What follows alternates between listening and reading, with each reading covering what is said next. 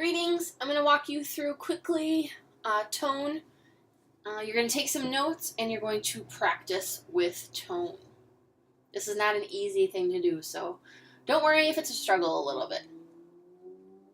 So tone is the attitude of the speaker towards the subject. I've provided you a list of tone words. You want to start building and growing your vocabulary. So maybe take a day and take about 3 words at a time and start defining them to start building your vocabulary so that when you're identifying tone, you can start branching out and using more complex words. So the spoken word can convey speaker's attitude and help impart meaning through the tone of voice. So it's really easy to hear different changes in volume, changes in speed. But with the written word, tone is conveyed through the writer's diction, which is word choice, syntax, which is sentence construction, and imagery, which are metaphors, similes, and vivid description, kind of like painting a picture. So when you're trying to identify tone, maybe ask yourselves these questions. So what's the speaker's attitude towards his or her or their subject? Second, what words are used? Are they positive, neutral, negative towards the subject? The purpose of tone, well, tone helps readers read. It really helps make meaning of a text. It helps direct readers as to how they should feel while they're reading a text. Tone stimulates the readers to read a piece of literature as a serious or a comical or a spectacular or a distressing manner. Tone lends shape and life to a text because it creates mood, and tone bestows voice to characters and speakers. Well, what does that actually mean? So what? Well, if you can identify the tone, then you take some of the power away from the author because you're kind of in on this secret. Some examples are textbooks are usually written with an objective tone, which includes facts and reasonable explanations. The objective tone is matter-of-fact and neutral. The details are mostly facts. Fiction and personal essays are usually written with a subjective tone, and a subjective tone uses words that describe feelings, judgments, or opinions. The details are likely to include experiences, senses, feelings, and thoughts. An objective tone is impartial. It does not show any feelings for or against a topic. Therefore, it's unbiased or neutral. Often, objective tone uses higher-level words and avoids pronouns such as I and you, which creates a more formal tone. A subjective tone is personal, biased, emotional, and often informal. So we're going to do some practice with tone. So our first example is from one of my favorite books, Lemony Snicket's A Series of Unfortunate Events, A Bad Beginning.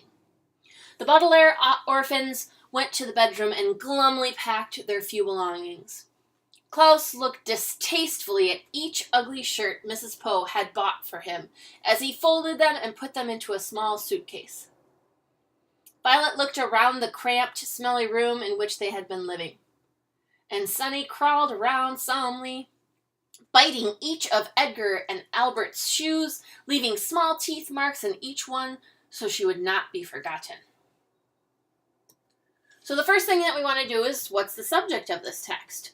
So overall, as a paragraph, what is this paragraph about in 3 words or less? The 2 subjects that I came up with were packing or leaving. All right, so my subject I'm going to focus on will be packing or leaving. All right, now you want to get out your tone words list and try to find a word that shows and supports the author's attitude towards that subject, packing or leaving. All right, so you're in your tone word list. Let's start a little bit small. Is attitude towards packing or leaving positive, negative, or neutral? And if you're deciding, how do you know?